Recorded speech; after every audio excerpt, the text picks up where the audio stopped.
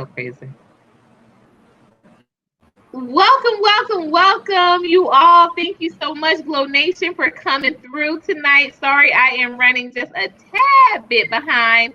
Cynthia, I see you. Koja Malik, Sir Senior, salute as always. Y'all, this is a fun one we about to unpack. Koja Malik is actually in Belgrade, so I know she's going to have a lot to say in regards to this. And it's also a special night tonight because y'all know usually on the problem with either it is we have had hosted and we have had either myself unpacking it. And y'all know we do because like I said, I'm not for that idolatry stuff. So we usually unpack the problem with in regards to celebrities, musicians, artists, and that sort of thing. But this is a special one tonight because we are unpacking a state.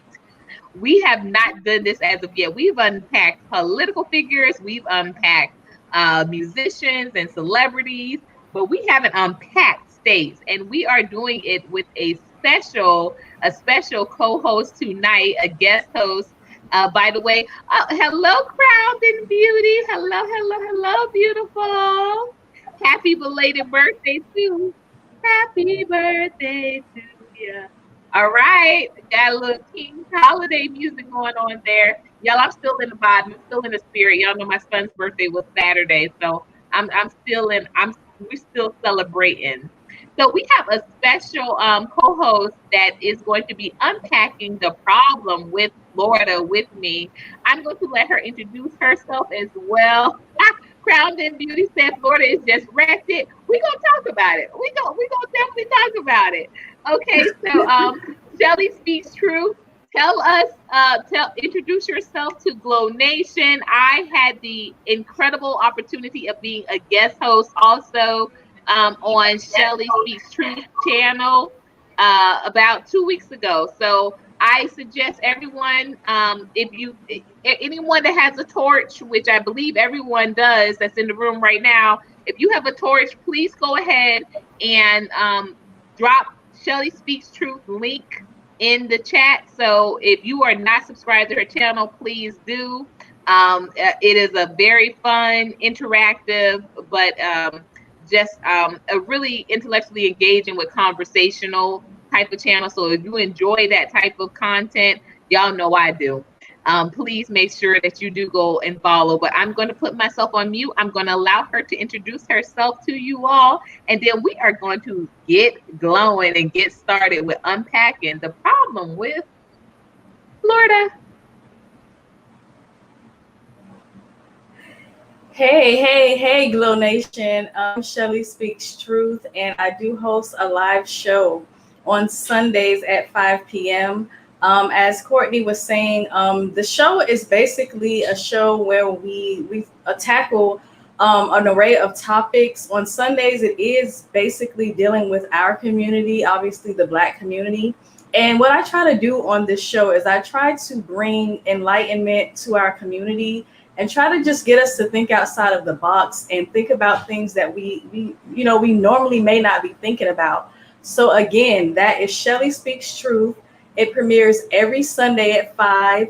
And I invite all of you to please come and join me. I invite all points of view. I don't block people.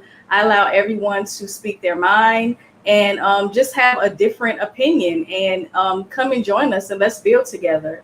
5 o'clock on Sundays on Shelley Speaks Truth right here on YouTube. Also on our personal site, urbancountryfilms.com. Again, that's urbancountryfilms.com. You can check out all of my commentary there as well.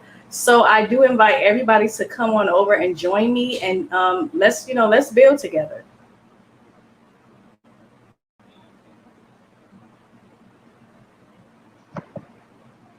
Thank you so much. Crowned in Beauty was right on it. Please, everyone, make sure you click that link. You can take a couple of seconds and just do it and hop right back in. Or make sure I'm going to also pin this so it will be at the top so we can make sure that it is something that we can refer back to in case the stream gets moving quickly. But I'm really excited about this topic because For a number of reasons. A number of reasons. First and foremost, you all, yes, I was born in Daytona Beach. I was born in Daytona Beach, Florida, and my parents, respectively, my father is he's Bahamian, so he was born in the United States, but he grew up, he spent a lot of his youth in the Bahamas. My mother, even though she was born in Florida, they actually um, shortly after her birth, her mother, my grandmother, who went on to become the mayor of Daytona Beach, Florida, she actually took a job over on the West Coast. And while she was there on the West Coast, and my mother was being raised by her grandmother, my grandmother got remarried, and when she moved back to Florida, she actually picked up my mother, and they went. Her new husband was in the military, and so my mother grew up in a lot of different, not only not just different states, but different countries. She was able to see a lot and experience a lot. And so when by the time we came along, her children, she had that travel bug in her, so to speak. So even though I was born in Daytona, we traveled everywhere. Every summer we traveled, we traveled, we traveled. So I was always able to see other states, other communities, other cultures. But the reason why I say this is such an important topic to me, or this is such a strong topic right now to discuss, is because people that have not lived outside of Florida really have, I think, an idea that the rest of the world, the rest of the nation, operates like how Florida operates. And Florida is very unique in the way it operates. And I really didn't get the full appreciation of that until I got into my adult years. But I was able to kind of compare it because we had traveled so much as children in our youth, that I was able to say, oh, okay, that's not how we kind of do things. And I didn't think much of it though until I got into my adult years. So I'm just like, oh, that's a little odd. That's a little odd. So so I'm looking forward to having this discussion, especially with another Florida gal. Y'all see, that's how I like to put it up there. We're not girls, we're gals, Florida gals. And just get your take. So Shelley, tell me, uh,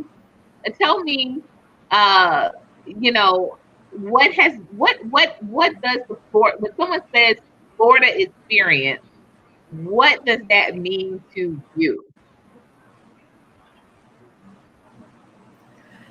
Well, the Florida experience to me, man. I mean, the Florida experience is just, for one, it's beauty, definitely. It's like a miniature paradise. But there's a second half to that, because the thing with Florida is that it's paradise on one end, and then there's ghetto on the other end. And when people come to Florida, they usually don't get to experience that other side of the of Florida. Thing is with Florida, with it being such a beautiful place, there's a lot of hardships in Florida because of what it stands for. It's a tourist attraction, and people want to live a certain lifestyle in Florida, but everybody can afford it, especially in Miami. I'll say that because I'm from Miami, Florida, and Miami is a thing within itself. Miami, a lot of people say it's Miami, but yeah, here it's a lot. It's a beautiful place, and a lot of people get caught up into trying to live a certain lifestyle here in Florida. But it's not all glitz and glamour. For me, it's my childhood. It's where I grew up. I love Florida. But like you said before, travel outside Florida, you see something different. And when I went to DC to visit my friend before, it was kind of like a culture shock to me, because like somebody, Florida is ratchet.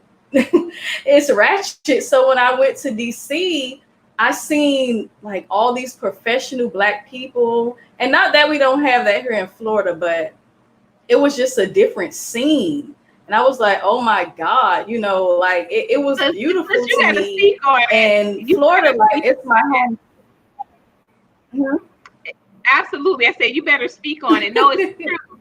It's like a certain level of it's a certain level of I don't want to say I you know what I used to say, because I don't use the word ghetto, and I was past using ratchet, like, but by the time ratchet became popular, I was already like a whole grown person, so I was like, I'm not going to use that word. But what I used to say was of the element.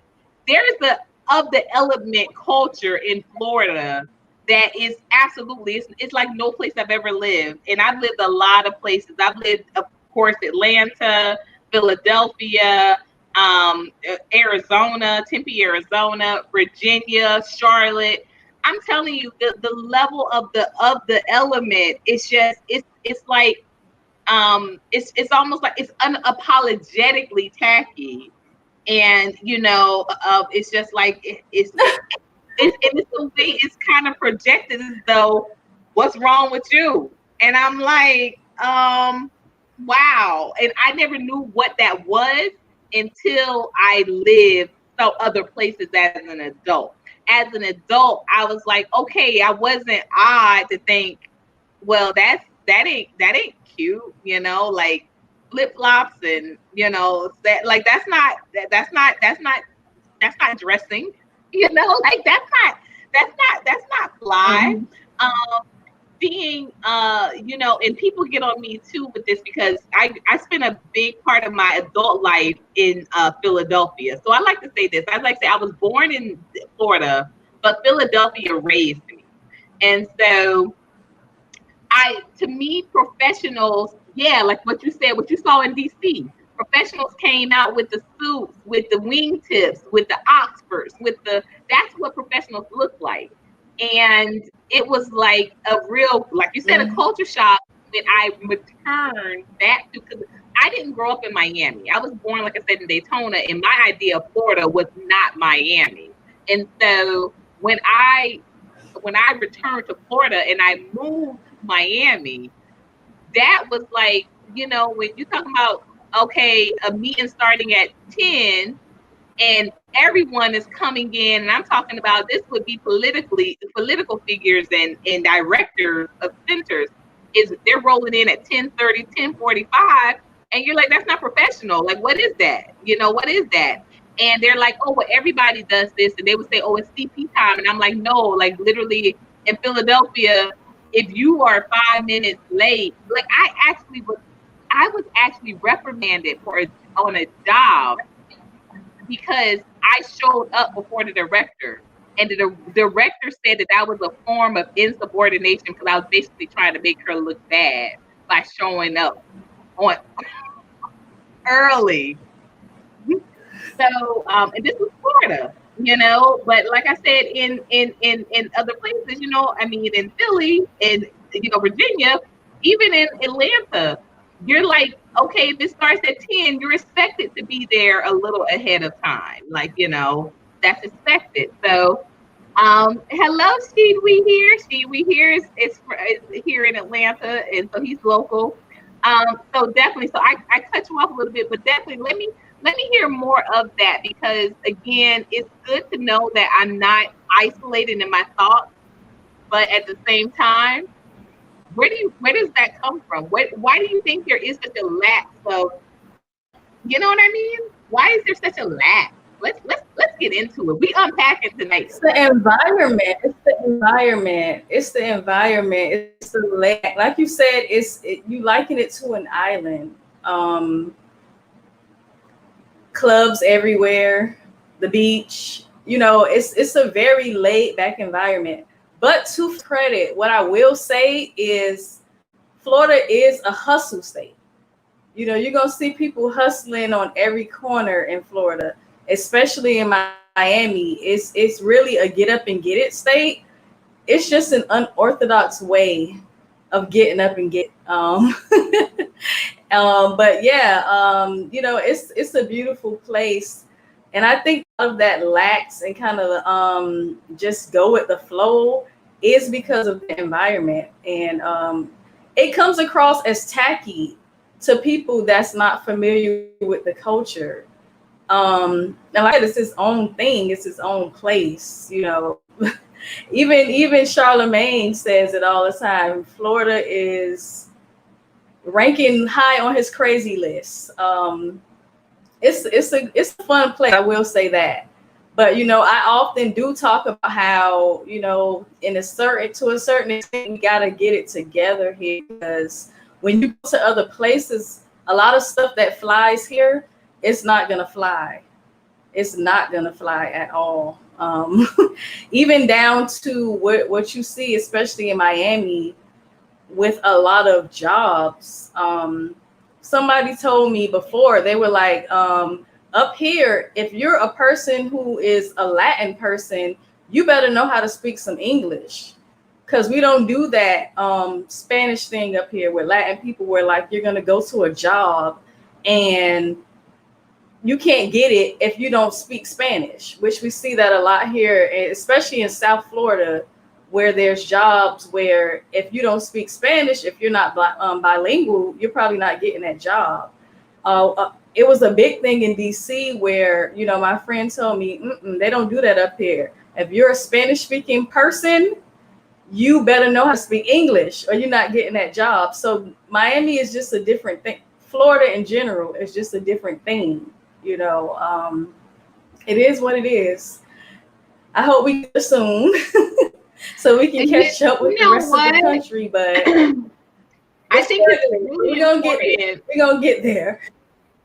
It's really important that we do have to make that separation. That Miami is like not Florida, the same way New Orleans is not Louisiana.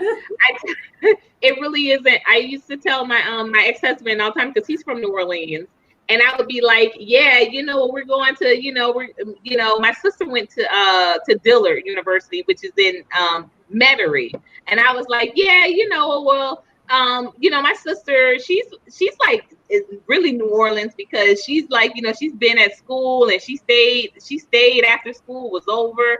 And my ex-husband was like, she's not New Orleans, she's Metairie, Louisiana, she's Dillard University, like she's not New Orleans. And I was like, yes, she is, it's all the same. And then when I went for Mardi Gras one year, and we were staying out in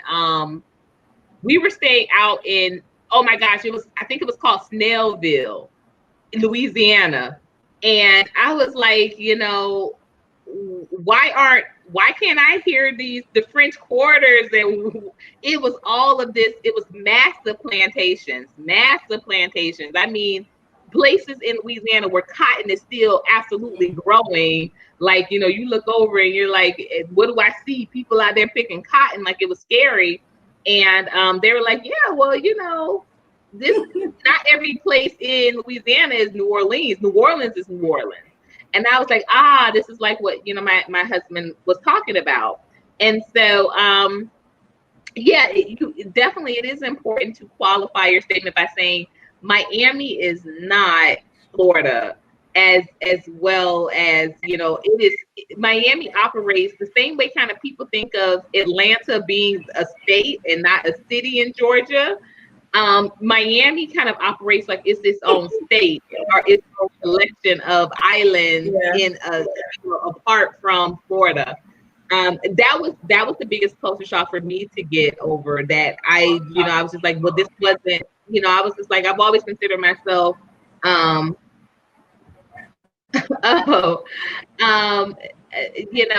always considered myself very much like like the cool, like I could kind of see myself like kind of like a beach hippie type when I was growing up. Like I could vibe like that.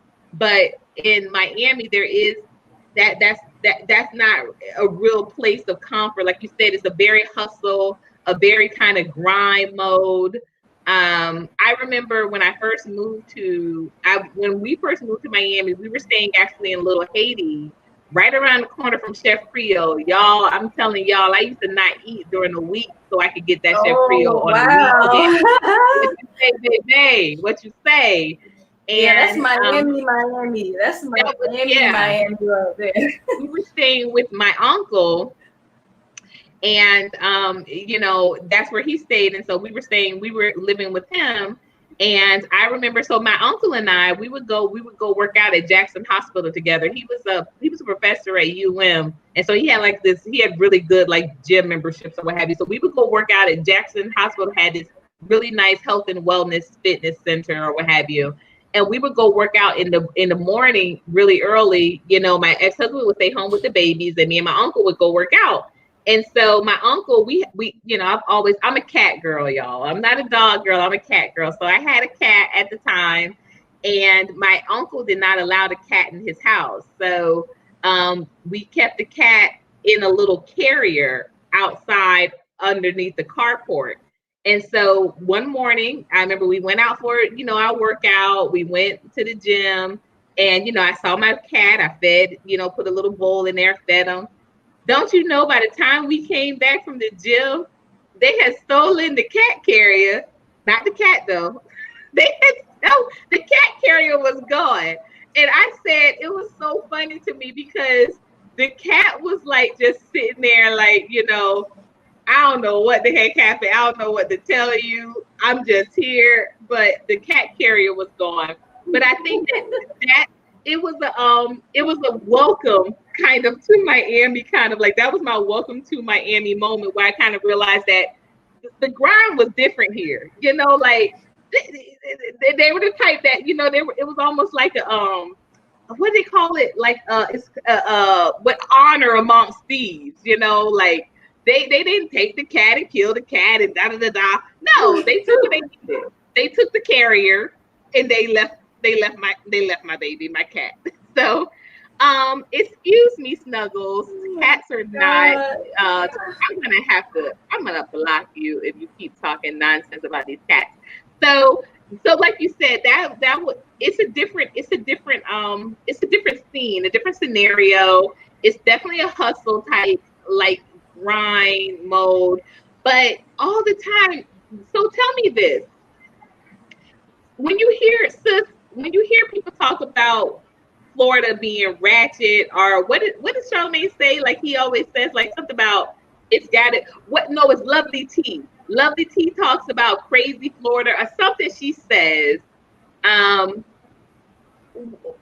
what does that make you feel like? I mean, personally, this is, I really want to know, what does that make you feel like being from Florida and knowing that we have our shortcomings, but at the same time, you know, hello, like I always say, nobody escapes, nobody escapes or lives the Black experience without having some type of PTSD somewhere. I don't know why it affects Florida more, maybe because it's hot, but what does that make you feel like when you hear people say like Florida's ratchet or crazy Florida, or I forget what Lovely P says, but it's always something that she refers to and people know she's talking about Florida. Oh, that's what she says. Lovely T says ratchet ass Florida. Okay, so Charlamagne is the other one that says, does he say crazy? Somebody says crazy Florida something, but Crazy. what does that feel like with being from He Florida? says the craziest people come from Florida. Would you say that? I can't even disagree. What was that? You said you can't disagree. No, I said you can't disagree. I can't. I mean, I see I see it every day. I don't live in Miami anymore, not the city of Miami, but I grew up there. I live some portion of my adult life there. I'm in another city in Florida right now, Fort Lauderdale, which is not too far off from Miami. But right. I mean, I can't disagree. I think there's a lot of beauty here. I think that we just have our own way of doing things. But I honestly, when I hear that I can't, did you hear all types of crazy coming out of Florida news? You hear some of the craziest stories ever coming out of Florida. So much so to the fact now that when you hear a story, I'm saying to myself, like, God, I hope that's not. And 9 times out of 10, it's Florida. So it's just a thing where you can't even disagree with it, but it's the culture, and it is what it is. That's all I can say about that. It is what it is. I love my home state. I love my city. We kind of crazy. We kind of crazy, and that's all right. I love what Snuggles has said here. Let me pin this quote. I'm gonna put it up in the room. It says here, craziest people don't come from Florida. The craziest people come from places where it's easy to have no responsibilities. I think that is hitting it right on the head. I think, you know what, this is what I get at. This is was my take, right? Um, I was regarded, because when I ran for office, I was regarded as being like a stush, like Yankee. There were a lot of things said about me, but coming from the north, and oh, I thought I was just going to run the state, run Coconut Grove, and I was like, nah, like that wasn't my intention, and I mean, like I said, I was born in Florida, but I think that it's just a different air, different energy with people that think they think of um, just someone coming from the outside in. And I've never seen that as much as I've seen it in two places. Philadelphia, of course, because it's a city of brotherly love, but I'm like, you got to be in a family to be a brother, right? And Miami. Miami is very cliquish, super cliquish. And that definitely Mm-hmm. sets some barriers. Yeah. But what Snuggle says is so right on the point, right on the money, because that was one of the things I pointed out in my platform when I ran for office. I said, we have these huge problems with housing. There were huge issues with housing, and they're still facing these huge issues with housing in Coconut Grove, right? And I said, because Florida gives not Florida, but Miami in particular, and especially Coconut Grove, like you said, it gives the illusion because it is such a city of paradise. There are so many things that are just naturally available as far as resources, as far as like the good weather. Like like here in Atlanta, right? People don't have to worry about their living until it gets cold. Well, imagine in Miami, even with it being hurricane seasons, what 9 times out of 10, that just looks like a heavy rain for a couple of days. Like I can't tell you how many people told me, a grown woman with two children and just used to a certain type of surrounding. But how many people told me you should consider living on a boat?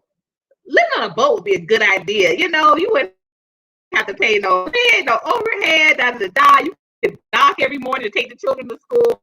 And I mean, these people be talking to me with like real,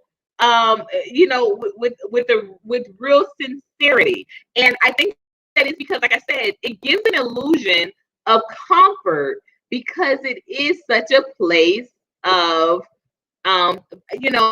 beauty and paradise and natural resources. The fruit grows on the trees, and you can get shelter from big trees that are grown up, and you can even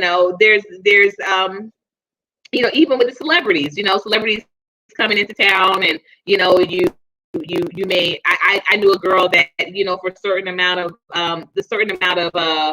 the certain high tourist times, she would make her edibles and she would sell them to these certain celeb camps, and that was the way she paid her she paid her rent for a couple of months. Like it was the way that she could rely on that. The gospel channel, are you talking about drop the link to your channel? No, what we do here is um gospel channel, you can someone someone from the room will anyone that's torched up up, go ahead and pull Gospel Channel's link and put that in. That's the way we do here. We share, we glow each other up. So we don't have to do that ourselves because again, we want to make sure that our channels and our streams don't get interrupted, don't get flagged, and that does tend to happen sometimes when we're dropping our own links. Like for example, if you drop your own link, subscribers that come through that link when you drop it yourself, you don't get they don't apply those subscribers. So we want to make sure that we're continuing to grow, and so let's help Gospel Channel by yeah, I saw she'll be back. I'm sure she'll be back. It might just be an issue with her camera, but thank you. So Cynthia, you are from Florida. Y'all know I like to say these state names funny. Like I go Georgia. Thank you so much, Thank you so much. So that's what we do here, Gospel Channel. We celebrate each other. We celebrate each other. Absolutely. Absolutely. We glow each other up. Oh, said I'm chopping. Okay, let's see. I hope I'm okay now, but let me know. I might have to go in and come back, go out and come back in the way she did. I think she was frozen. Who do you hang around, Omega? That word stush is very rare. Only certain people know that word. You know what? I think I've been saying that for a while since Foxy Brown said it in Fallen. She said they say I'm stush because I cover my bush in that Dolce and Gabbana. I'm a hot little mama. Come on, they say I'm stush. They'll say I'm stush because I do conduct myself a certain way. So I've been saying that for years. So ever since Fallen dropped, that was not her. That wasn't her debut album, but that was her follow up. And I've been saying stush, but I think I was saying stush before that. But it's just like bougie. I know that's just like another way they say that. Hey Mark, welcome. And definitely Mark, we've been wanting to send you my condolences. Looking forward to us hopefully one day, linking up. We are planning a really huge MX Day 1921 this year coming up on Thursday, May 19th, 2021. And we're going to be dropping some big news about that in the coming weeks. And I definitely hope to have all our local content creators on board with getting that bigged up. Absolutely. So I think we're trying to get my guest back in here. I can't see her, but let me know. Everyone, somebody put up a glow bulb if you can see the guest, if she is back in here or not, because I can't see if she's in here. But let me know. Thank you. Right, sis. I was told this. I had a very good friend in Miami who was a part of a boating community. And basically, I think that he was kind of telling all of his comrades that I should, because it was like no matter what friend of his I would meet, they would all tell me the same thing. They'd be like, you know what? I just thought of something that would be amazing for you. You should live on a boat. They were all saying the same thing, and it wouldn't matter who it was. If it was a female, you should live on a boat. If it was a male, you should live a boat. If it was an older person, you should really try boat living. Younger person, but everybody that he would introduce me to, they will always tell me the same thing. And I'm like, is it just me, or is this basically the talk of all people that live on boats? Or are they just giving this to me? Yes, I put her back in. I don't know, Urban Country. I added her back in. Oh, let me do this. Mm-hmm. Yeah, that's what it says for me too. It says that it's loading. It's loading. Let me do this. Let me I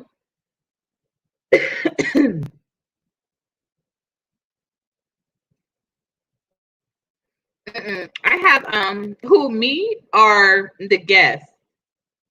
I have Wi-Fi. I have Wi-Fi. I'm not sure what Shelley has, but I'm gonna do this. I'm gonna personally come out and come back in. But anyone that has lived in Florida, do this while I'm going out and coming back in because the stream will still be up. But I have Wi-Fi. But while I'm going out and coming back in to see if I can kind of find Shelley, put up put up a global if you've ever lived in Florida. Ever lived in Florida? Oh, it's going now. But I'm gonna just check out just for a second to see if I can go find her. Um, maybe drop the link again. Um, oh, that I don't even have my ether cord. That's not gonna happen for me. That's not gonna happen for me. I think my connection has been fine because usually when my connection is bad, I get booted out. My connection is fine. Um, but I want to make sure that she's okay. So I will be right back. But put up a light bulb or glower if you have ever lived in Florida.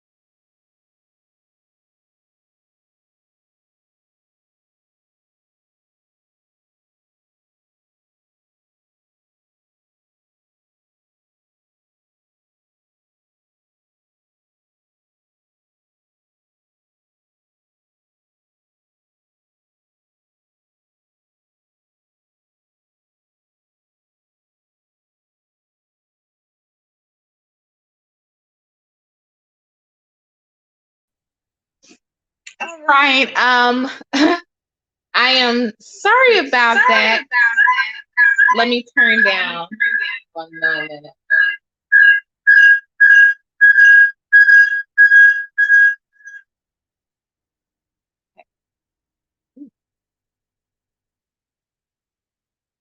All right. So I'm still waiting for still waiting for Shelley to come on back in, but hopefully this will unclog a little bit of, the sound there. Okay, so Sheed, we hear. I see what you said. That's your favorite, who your favorite artists are. Trick, 95 South Boys, Luke and the Gang. Yeah, LOL, for real. For real, LOL. Um, mm, I will say this. I was very surprised that Shelley, I see you, but it says that your mic is not connected. Um, yeah, I see, but it says that your devices are connected. So I'm trying to I don't know. And now you're going again.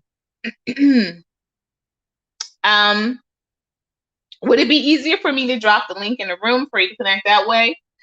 That might let me know. Let me know. But I think that's one of the things, unfortunately and fortunately, about Florida that gives people the misconception that things are really kind of popping, especially for African American people, because we are so dominant on that celeb culture and on the music scene, that you would think that we are really that we're really running things. And y'all, like I said, there was no bigger surprise than for me, who, as an elected official, I was just like, politically, we were not. Politically, we were not running things. And even like right now, outside looking in, I promise y'all, anybody on Instagram, go and follow anything that says Overtown. Go and follow anything that says Overtown. Just go and do it. Or if you're on Instagram, follow anything Overtown. As y'all know, Drake's video God's Plan was shot mostly in Overtown. Overtown is mentioned, very heavy, as far as being as far as being on the radar, so to speak. So go and follow anything Instagram related to Overtown, and then talk to someone that is from Overtown. Like, man, I just can't say enough. Shelley, I don't know what's going on. Why it's not letting you reconnect? Um, it still says that you need to connect your mic and cam before I can add you. I don't know. But it's just a very odd thing. It's a very odd occurrence, because you would think on outside in, that's what did me. And I'm not even gonna lie to y'all. When I was moving to Miami, I was just like, okay, I'm going to, because outside of Miami, like I said, I was a booking agent, and I wasn't trying to get back into the booking scene, but I was trying to get more established in my writing career and being like a professional commentator, like and working for different like blog spots and things like that. I wanted to do things that would not require me to spend a lot of times in the club. I was a mom of two at this point, and I was just like, I don't want to be in these clubs all night. It's not like when I was a booking agent, but I still wanted to write about the scene. I still wanted to be kind of connected to those type of opportunities and with networking. And I saw that with writing and with being like, when you would do a blog spot, like video shows or what have you, or blogs, you went to the establishment, you went to the venue, the video shoot or what have you, you said your piece and you were able to go home. You didn't have to stay all night.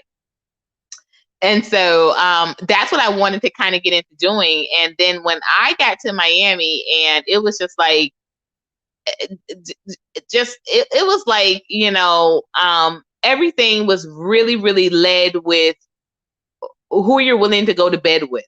Like that was in the forefront of everything. Like, You couldn't have these conversations. You couldn't get the phone off the phone.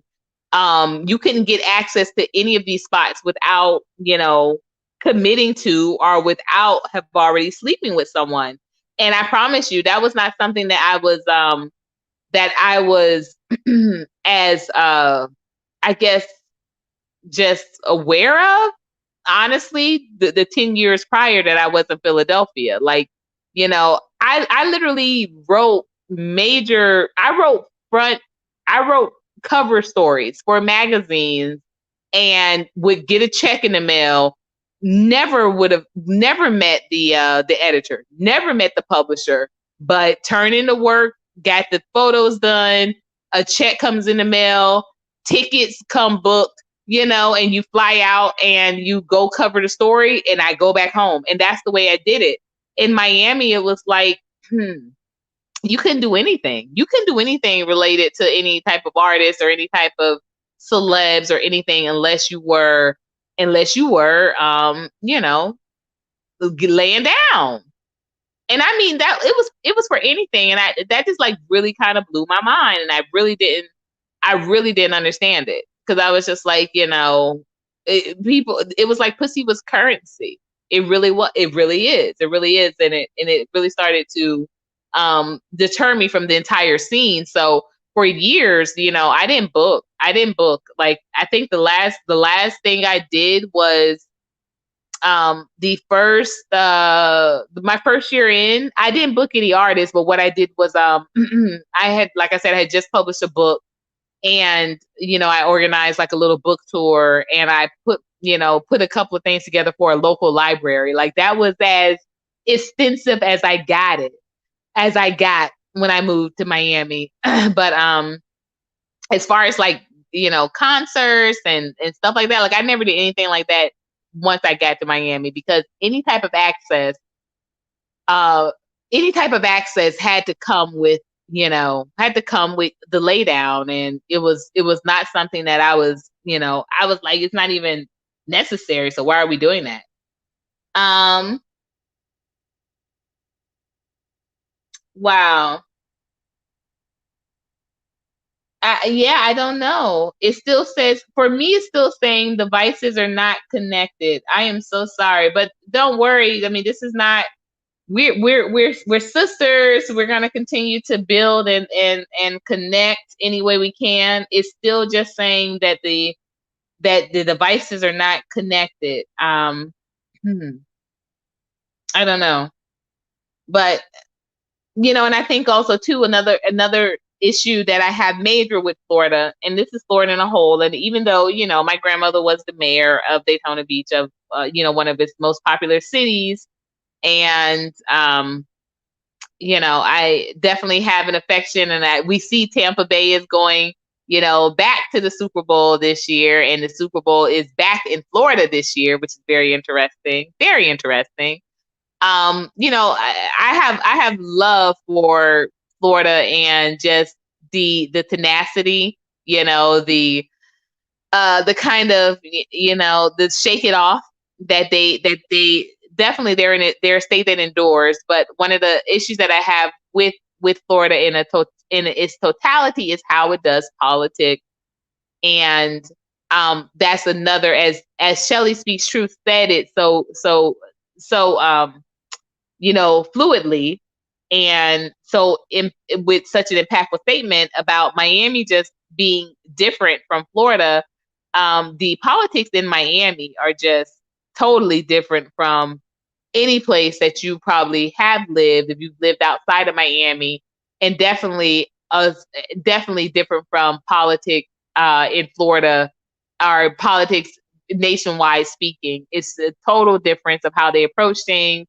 um, they really will have the people believe that everybody needs to be on board in order for certain legislation to go through, in order for certain resolutions to pass, and that's not the case.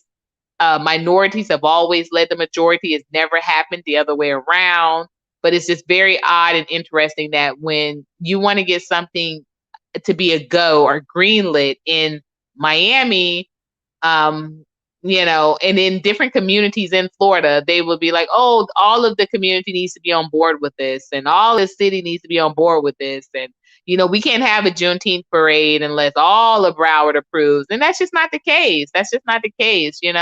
Even before there was an MLK Day, certain states, certain organizations, certain communities were acknowledging and they were practicing it and treating it as a holiday. But there were complete other states that were not. There were complete other states that were not. It was not declared a national holiday until the late 80s. Whereas, people would have you believe that, this was something that was going on in the 60s and in the 70s, shortly after Martin Luther King's murder. And that's not the case. So we can see how especially when things affect melanated people of the diaspora, the community, and the culture, it has a different we have a different impact, and we have a different reflection of it.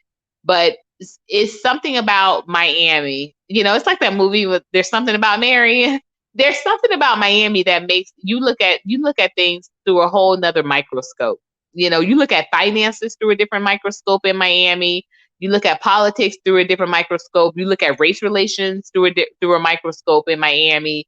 You look at relationships through a different microscope. It's a different lens. And it's definitely like none other that I have seen anyplace else.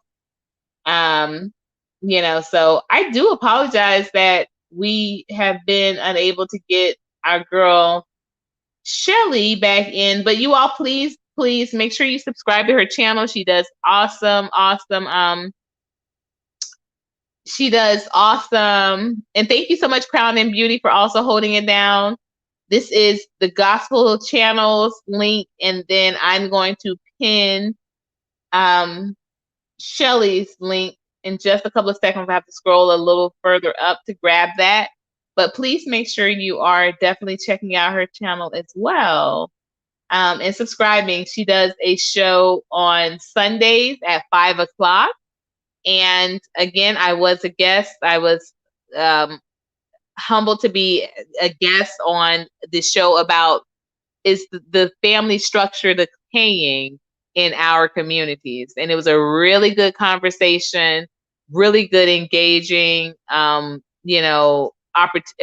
to engage and ask each other some tough questions.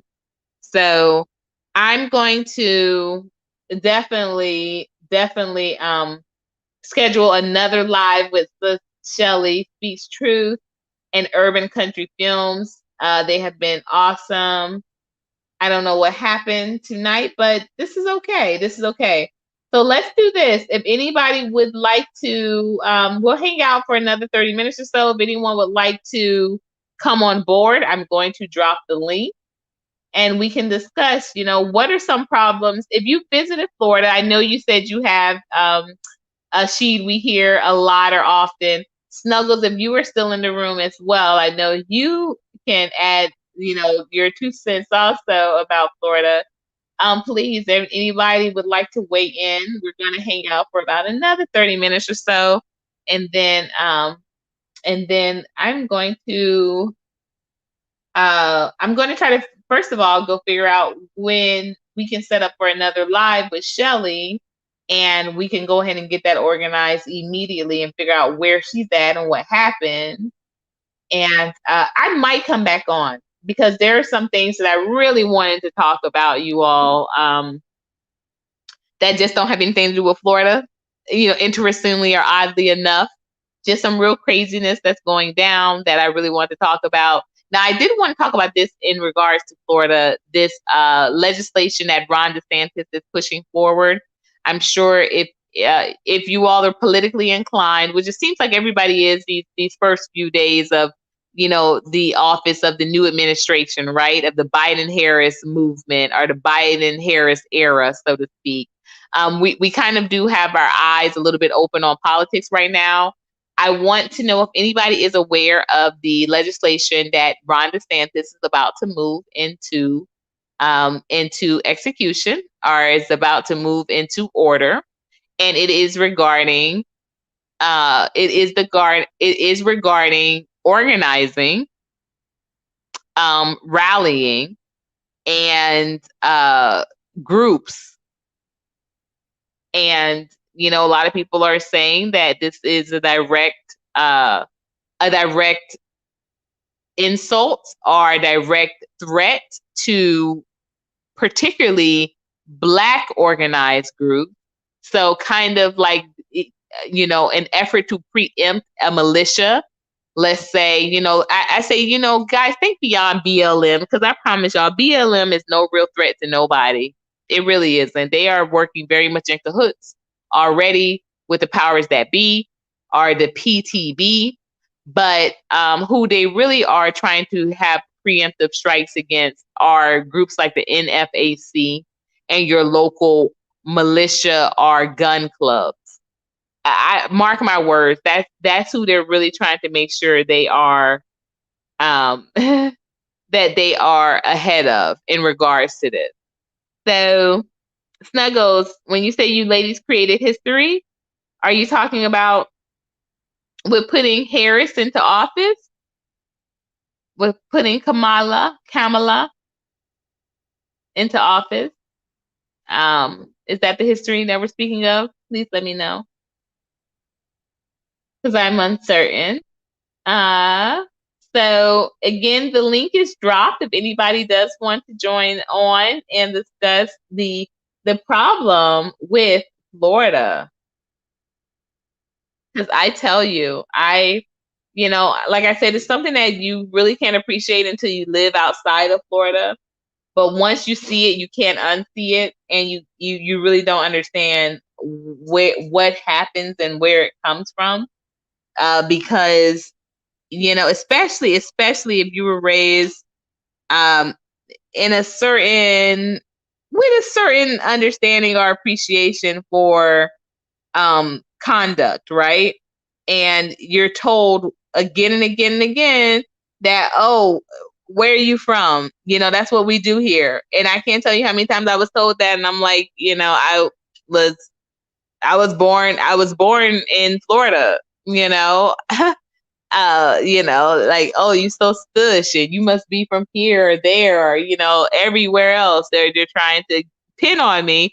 And I'm like, yeah, you know what? I spent the most of my adult life in Philadelphia, but no, I'm from Florida, and this didn't make sense to me when I was living here. And now that I'm living back, it makes even less sense.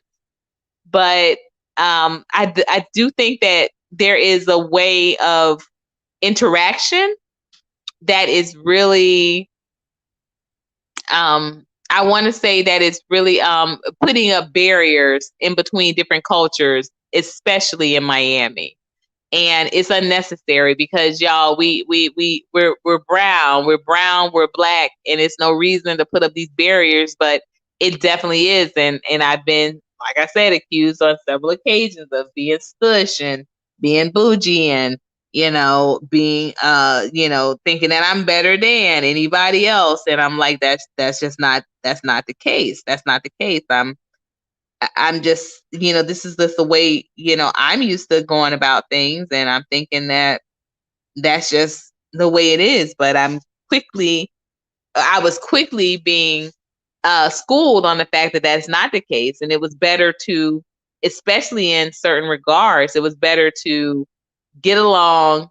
It was almost like you had to play dumb. And I was told this from a number of high-ranking people in leadership positions, officials, leaders of community, just time and time again told to not share what I know.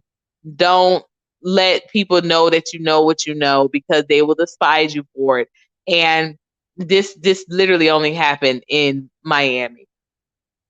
And I never could understand it. I remember in my earlier days, I was an after school camp counselor for a program, an after school program. And hey, Tanjon, how are you, sis? Yeah, I was told actually. There was a a young woman, a beautiful little girl, and I think she was I want to say she was 10. She was 10 or 11. And she had the same birthday as Malcolm X. And so when I told her that, kind of like a little spark went off, because she was like that, y'all. She was a little fire. She was a little fire in that class. And I was just like, you know what? And once I, kind of got to know her a little bit, and I said, I was looking at her records. I think it was her report card. I don't know how they do it now because everything is online or what have you. But back then, your birth date used to be on your report card. So some school systems have changed that. Some school systems still have stayed the same. But like I said, I don't know how they're doing it now because I'm homeschooling my kids and the whole nine. And so I noticed that her birthday was Malcolm X's birthday, and I said, "Girl, no wonder I see it now." I said, "You're a little bull. You're a little, you stubborn." I said, "Your birthday is the same day as Malcolm X," and she was, a little spark went off, and so I said, I have his autobiography. Would you be interested in reading it?" And she was like, "Okay," she said, "Okay." So the next day I brought it in, and instead of going out to play, she sat, I cleaned up the class or whatever, and she would read the book. The day after, the same thing. So on the third day, y'all, her mom comes up, and now mind you, this girl, when she went out for play, she was always kind of getting into fights with, the girls, the boys, it didn't matter. But once I found like that common ground and connected with her, like, it was cool. Like she was sitting instead of going out to play, going out to fight, and she would read the autobiography of Malcolm X. She did this for about 2 days. On the third day, her mom comes in and she said, "How, my daughter wants to go out and play too. How come my daughter's not able to go out and play?" And I explained to her, I didn't say it had nothing to do with her behavior when she went outside to play. Like I never even said that to her. And that wasn't the issue. I literally offered the opportunity for her to read, the book during, the recess time, because of the fact that she had such strong leadership qualities, and she was such a fireball. And I was just like, I just thought she would genuinely enjoy the book.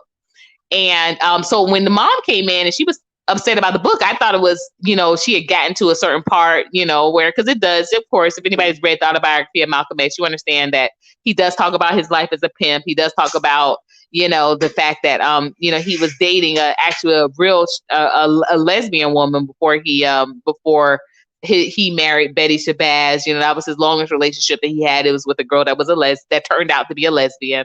So there was some things that were discussed that I thought that, maybe the mom, maybe she had read further in the book than what I had thought, and she had told her mom. But the mom says, and I quote, "Oh, Black Illuminati, this is the channel that's on the screen or mine?" Well, no, it could be mine. I know who you are, Black Illuminati. You know what channel this is. So the channel that's on the screen is the person that was a guest earlier, but she had some technical difficulties, so she wasn't able to rejoin back in. So I'm just going to complete out this show, but I'm going to probably be coming back because there are some things, and you and I have been talking. There are some things that I really wanted to discuss that I really have been sitting on the past couple of weeks because I've been super busy, y'all. But there are a lot of things I want to kind of unpack. But at any rate, the mom, and this happened, like I said, in Florida, the mom said, "Well, my daughter wants to play outside like everybody else. She don't want to read no book." I said, "No problem. Y'all don't understand how I feel about Malcolm. If y'all don't want no part of Malcolm, I ain't gonna force Malcolm down nobody's throat. I really am not. Because if you can't see the value in that type of exchange, and that brother's intellect and that tutelage and that opportunity, I have no problem with it. But I do regret, and I like to say I don't live my life with regrets, but I do regret that I did not have another follow-up conversation with the young lady. I just went ahead. I told the girl, I'm, of course not going to say her name, but I said, okay, I took the book from her and I said, go ahead. And I was looking at the mom the whole time. I didn't look down at the girl. I looked at the mom the whole time. I said, she's free, to go. Like, I'm not holding nobody captive, But I do regret that I did not have a follow-up conversation with her to kind of grasp what did happen. But you have to understand, in those after school programs and things like that, that's not highly discouraged, but it is discouraged. Like, everything is they like to keep adult to adult.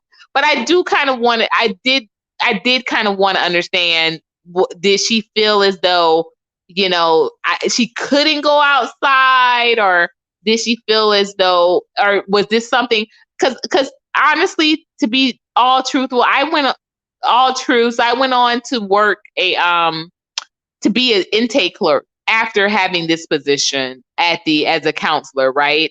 And I came into contact with many more moms that had the same type of resolve and attitude towards anything that had a relation to outside of paperwork, a formula of what they needed to do to get, their children through the day or what have you, what they needed to do to get a certain amount of benefits. Like anything extra, they were not interested in it. And I have to be 100% honest. That's absolutely what I felt. I felt that more when I became a DCF intake clerk than the reaction when the young lady's mom, was like, my daughter don't, she don't want to read. She just want to go play like everybody else. She want to have fun like everybody else. And I was like, wow, like, okay, say no more, like whatever. Like, I really thought it was an isolated situation.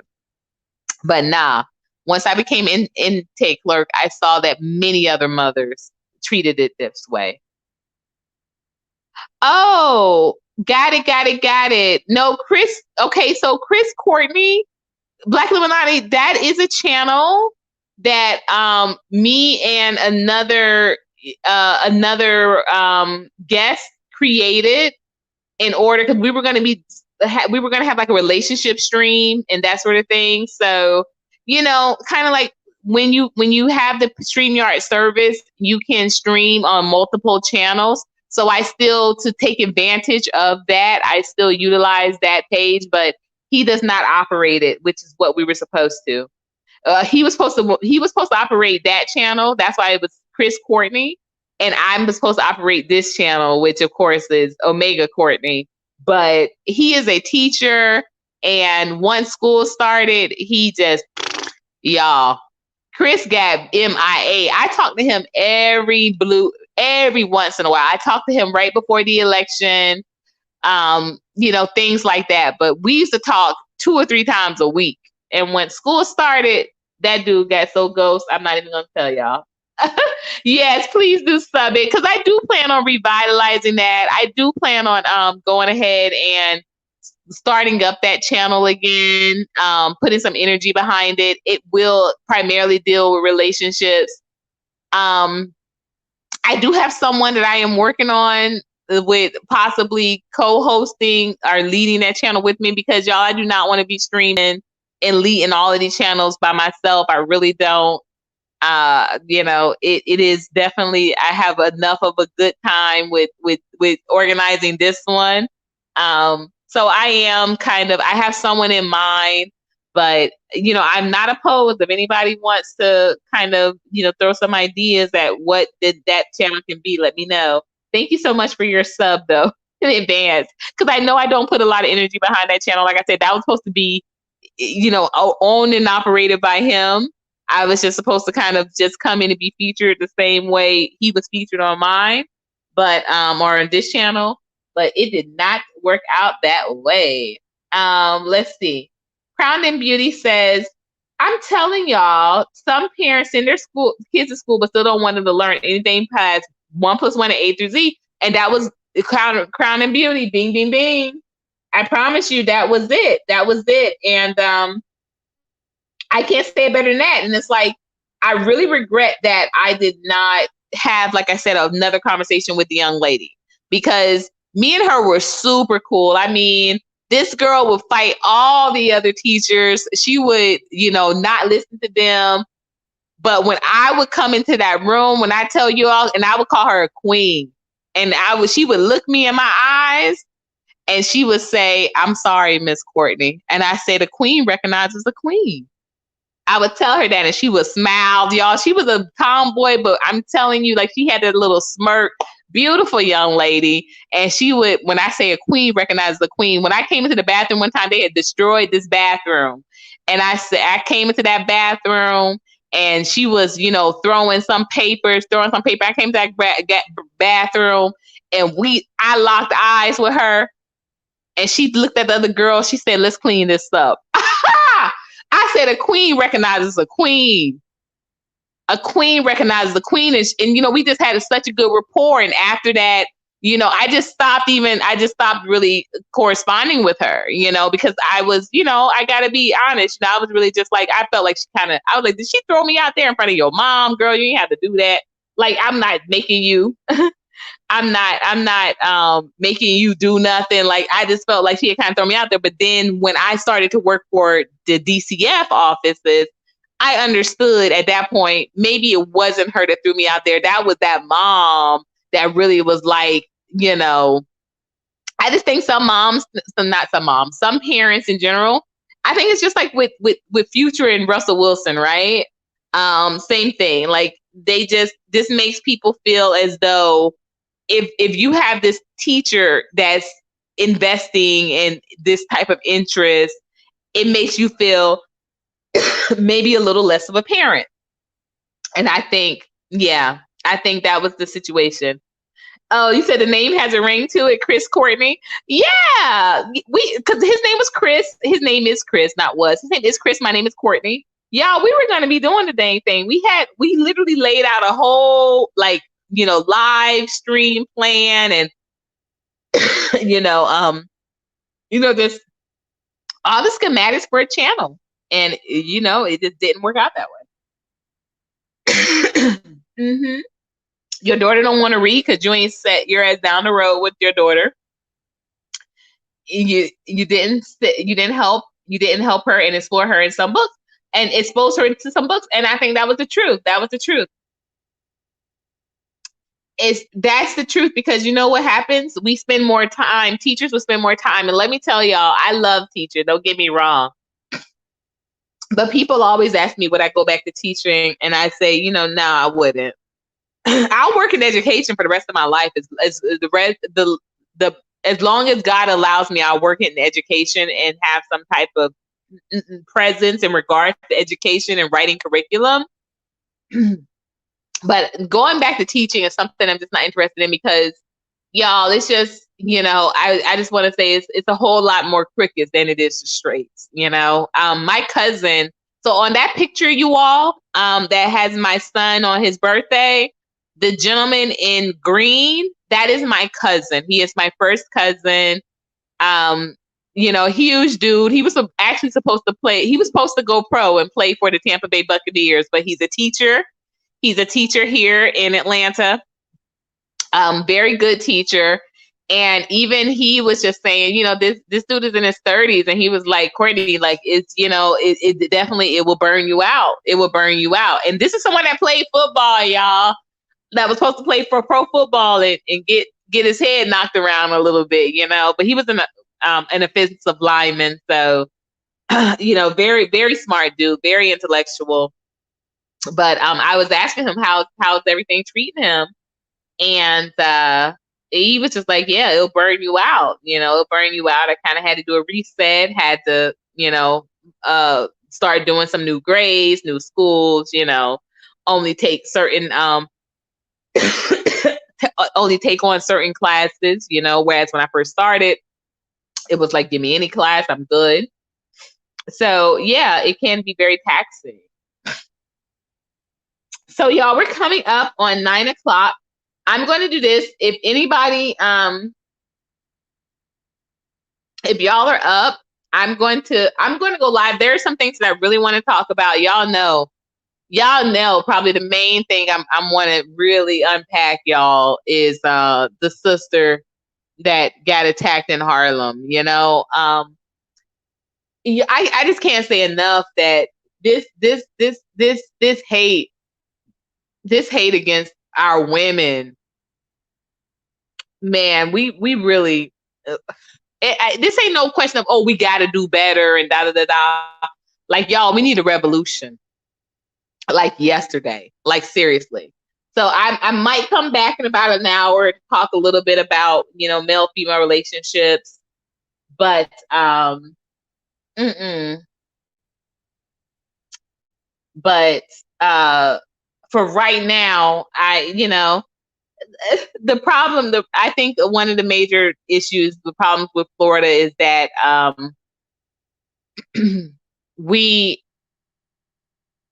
we tend to have an identity crisis, and this is happening across the entire culture, across the community, across the diaspora. But I think that it affects Florida at such a elevated or so much or on a more visible rate is because our heightened sense is because of the fact that so many different cultures pour into Florida that it becomes known as Florida behavior or Florida antics, whereas it really is these different cultures that pour in. And I will say this, of all the cities that I have lived, I have never seen a people so uninterested in in educating, in being educated on, just the taxes, why you're taxed a certain way, the laws. It's really, really a grind mode. It's really a grind mode. It's really a hustle mode. That kids just, kids grow up seeing their parents just work, work, work, and not really being able to be invested or interested or even involved. So it becomes a cycle. And I want to tell you guys, that's why I don't think it's any coincidence that I'm wrapping up the problem with Florida with the story in regards to me just offering, a book, time, and quiet time. Like I would still have the young lady's little snack, I would have her snack there. And she was, and I'm telling you, I felt like she was enjoying it. And when that situation happened with the mom, I was just like, okay, that's just the way it is. That's how it's going to be. But then, as I became involved in other social programs and that sort of thing, I saw, wow, this wasn't just a situation with this young lady and her mom, isolated situation. This is the culture here. And I don't think it's any coincidence that I'm ending the conversation with that, because I do think that the problem with anything, it does start in the youth, and it starts at the root. It starts at the root. So with that being said, y'all, it is a little after 9. I'm going to go ahead and end this live. I want to thank everyone for coming through tonight. If you all want to come back and rock with me in about an hour, I am. And I'm not going to hold that live long at all, but I really do feel that I've got to get this off my chest. Y'all, I've been biting my tongue. I promise y'all, I've been holding my tongue with it. And not just wanting to say certain things because I don't want to come off as I'm being divisive or coming off as I'm being, just beating down on the brothers or whatnot. But, yeah, I agree. I agree, Crown and Beauty, but I think she saw it some other way. I'm telling you, I think some of these parents, they do get offended because if it's something that they aren't doing and you are doing, then they take that as an insult, as being like, well, I'm doing that. Or if that was something that my child was interested in, I would be doing that. I've just seen it happen. But when I come back in an hour, we're going to be talking. We're going to be talking. We're going to be talking about this. We're going to be talking. We're going to be unpacking and talking about this black male hate on black women.